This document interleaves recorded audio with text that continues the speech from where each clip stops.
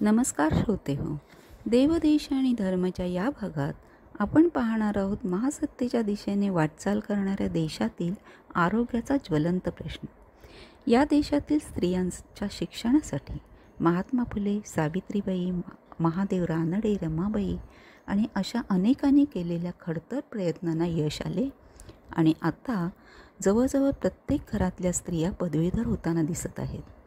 केवळ पदवीधरच नव्हे तर कल्पना चावलासारख्या अंतराळात कामे करणाऱ्या, मीरा बोरवणकरसारख्या धाडसी पोलीस अधिकारी, किरण मुजुमदारसारख्या बिझनेसवुमन, डॉक्टर कमला सोहोनीसारख्या शास्त्रज्ञ, सुधा मूर्तीसारख्या सामाजिक कार्यकर्त्या यांच्यासारख्या अनेक स्त्रिया देशाच्या प्रगतीला हातभार लावताना दिसत आहेत.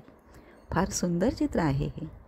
पुरुषांच्या बरोबरीने स्त्रिया नोकऱ्या करू लागल्यात, त्यांच्या एवढेच किंवा त्यांच्याहून अधिक कमावू लागले.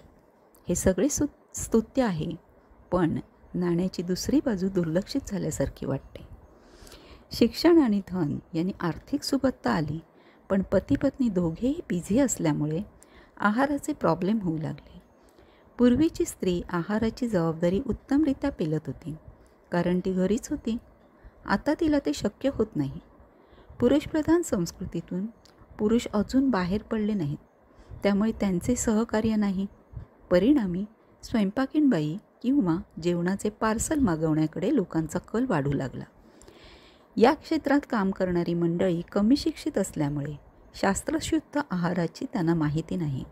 मग त्यांच्याकडून मिळणारा निकृष्ट आहार आणि फास्टफूडमधील केमिकल्स यांनी शरीराची हानी होऊ लागली.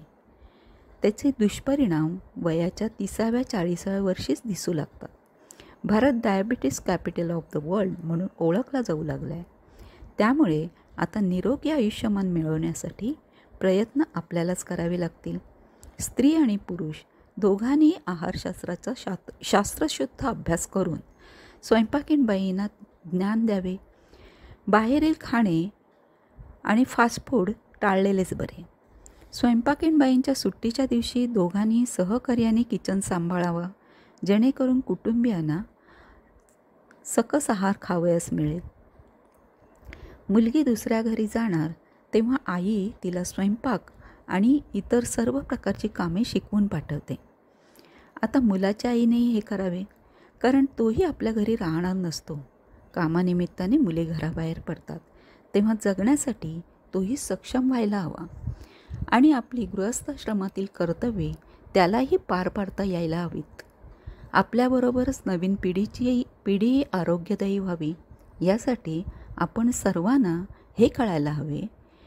जीवन करी जीवित्वा अन्न हे पूर्ण ब्रह्म, उदरभरण नो हे जाणे जे यज्ञकर्म.